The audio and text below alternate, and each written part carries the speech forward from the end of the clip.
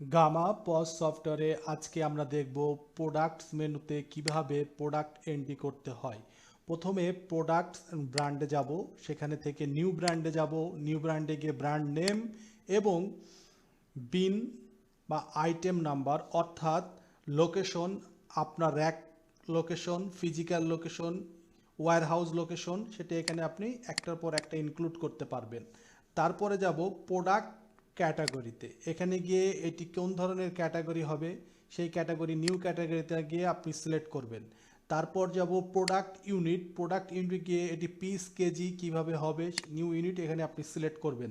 তারপরে যাব product list. Product লিস্টে যাওয়ার পরে এখানে অ্যাড নিউ প্রোডাক্টে ক্লিক করব। এখানে প্রোডাক্টের কোড অটোমেটিক জেনারেট হবে, যদি ম্যানুয়ালি জেনারেট করতে চান চেক মার্ক তুলে দিতে হবে। প্রোডাক্টের ক্যাটাগরি সিলেক্ট করবেন, যে ক্যাটাগরি আপনি আগে বানিয়েছেন। প্রোডাক্টের নেম সিলেক্ট করবেন, প্রোডাক্টে যদি মডেল থাকে মডেল, প্রোডাক্টের ব্র্যান্ড যদি আপনি আগে বানিয়েছেন সেই ব্র্যান্ড সিলেক্ট করবেন।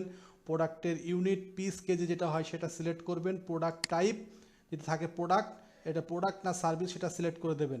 প্রোডাক্ট অ্যালার্ট লেভেল এখানে আপনি আপনার ইচ্ছা মতো বসে নিতে পারবেন। পারচেস রেট এবং সেল রেট যদি ভ্যাট থেকে থাকে সেক্ষেত্রে আপনি বসে এটাকে সাবমিট করলে প্রোডাক্টে এন্ট্রি হয়ে যাবে।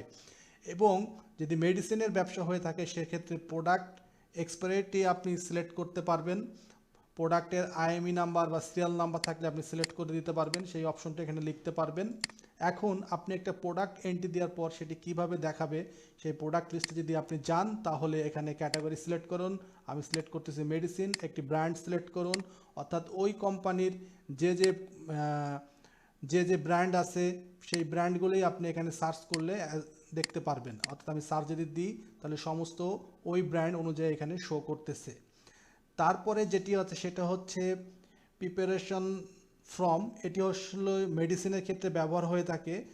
আর জেনেরিক ইনফো যেটি সেটিও মেডিসিনের ক্ষেত্রে ব্যবহার হয়ে থাকে। আপনি যদি আপনার প্রোডাক্টের বারকোড জেনারেট করতে চান তাহলে বারকোডে গিয়ে এখানে প্রোডাক্ট সিলেক্ট করুন। যে কোনো প্রোডাক্ট আপনার যে ডাটা এন্ট্রি দিয়ে আছে সেই প্রোডাক্টটি সিলেক্ট করুন এবং কত পিস আপনি এখানে দেবেন। আমি এক্সাম্পল স্বরূপ 20 পিস এখানে দিচ্ছি।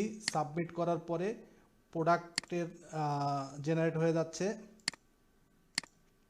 একটি পিডিএফ ফাইল। আপনারা দেখতে পাচ্ছেন এখানে প্রোডাক্টের বারকোড জেনারেট হয়ে গেছে। আশা করি প্রোডাক্ট কিভাবে এন্ট্রি দিতে হয় আপনারা বুঝতে পেরেছেন আজকের এই ভিডিওতে।